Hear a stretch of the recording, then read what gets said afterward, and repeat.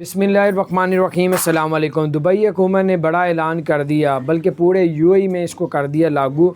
जो लोग भी व्हाट्सएप पे या गलत मैसेज या झूठ मैसेज लिखेंगे या किसी की बदनामी करने के लिए या किसी को टॉर्चर करने के लिए, तो उसको 2 लाख दिरहम जो है वो जुर्माना किया जाएगा और जो है 1 साल जो है वो कैद का भी ऐलान किया जाएगा। उसके साथ साथ आपको बताते चलें कि 2022 का जो दुबई ने बजट लॉन्च किया वो 60 मिलियन दिरहम किया है, और इसके अलावा 10 मुल्कों पे एमिरेट्स एयरलाइन ने पाबंदी लगा दी है, जिसमें पाकिस्तान, इंडिया, बांग्लादेश अभी मौजूद नहीं हैं और अल्लाह करे नहीं हो। और कोरोना की सूरत बढ़ती जा रही है। 10 जनवरी से जितने भी यूएई नेशनलिटी होल्ड हैं वो लोग ट्रैवल नहीं कर सकेंगे, वो लोग नहीं कर सकेंगे जिन्होंने कोरोना की वैक्सीन नहीं लगवाई। तो ये थी कुछ अपडेट्स, मैंने कहा आपके साथ शेयर करूँ। अपना ख्याल रखें, चैनल को सब्सक्राइब नहीं किया, ज़रूर सब्सक्राइब कर दें, बेल आइकन को प्रेस कर दें ताकि नई सी अपडेट्स आप तक पहुँचती रहें। अस्सलाम वालेकुम।